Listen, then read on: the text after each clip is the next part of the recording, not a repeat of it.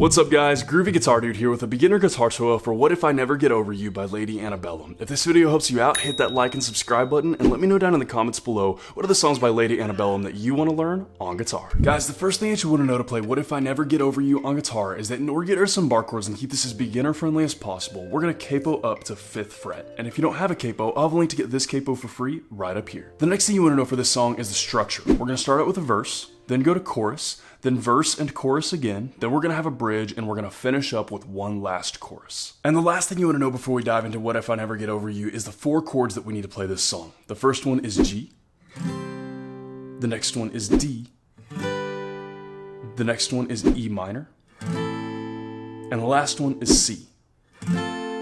And I'll have chord charts for all of those in the pinned comment below for those of you who need them. And with all that in mind, guys, let's dive into What If I Never Get Over You. Man, I totally love this song, and it is a great song for beginner guitarists. This is a good one for beginners because it actually just has a couple of very beginner-friendly chord progressions and a couple of very beginner-friendly strum patterns. They're all stuff that anybody who just started playing guitar can learn pretty much right away. So with that in mind, guys, the first thing we're going to take a look at in this song is what we're doing for verse, because the verse is the first thing that we hear in the song. Our chord progression for verse is going to be D, E minor, C, and G in that order on repeat.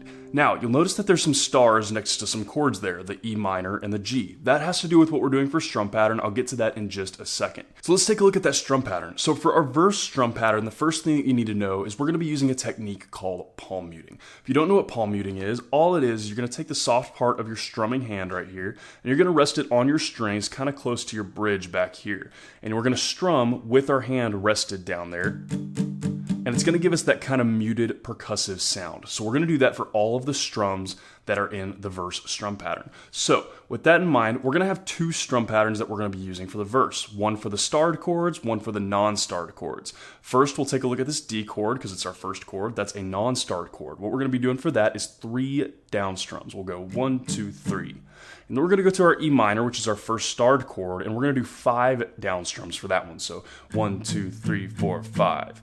Just like that. Then we go to our next chord, our C, which is not starred. Again, that's a 3 down strum. We go 1, 2, 3. And then we go to our G, which is a starred one. Our last chord there, we're going to do 5. So 1, 2, 3, 4, 5. So that's how that breaks down. So a little bit quicker, kind of running through that without me talking quite as much. It'll kind of go down, down, down, down, down, down, down, down, down, down, down, down, down, down, down, down. Just like that. And that is a little bit tricky, right? The timing on that is a little bit weird because you're not really, it's a different amount for each one. It's a little funky. So the way that I'm kind of remembering this, and it's probably not quite the technical way to help keep that count, like it's probably not exactly the most technical way to do it, but the way that I'm doing that helps me kind of keep track of where I am is I kind of in my head count to 8 for each pair of chords. So for our D, we'll go 1, 2, 3, and we go to E minor, 4, 5, 6, 7, 8. And we go to our C, 1, 2, 3, 4, 5, 6, 7, 8. Kind of like that. That's probably not the most technically accurate way to count that, actually. You know, there's probably a lot of people out there, or some people out there that would know maybe a little bit more of a proper way to do that as far as like maybe music theory goes and things like that. But that's just what's helping me keep track of where I am for this strum pattern.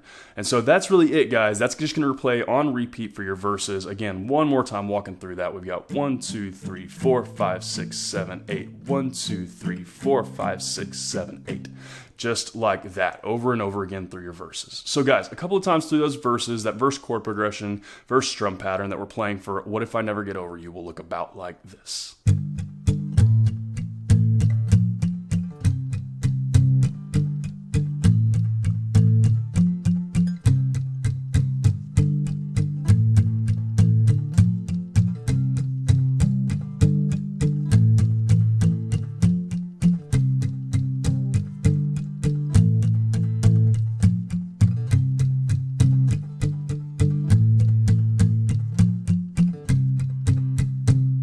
And guys, that is going to bring us into our chorus. For chorus, we just have a very simple chord progression and a very simple strum pattern. Our chord progression is going to be G, D, E minor, and C. And our strum pattern for this is just going to be 8 down strums for each chord. So a little walkthrough of what that'll look like is about like this. We'll go down, down, down, down, down, down, down, down, down, down, down, down, down, down, down, down, down, down,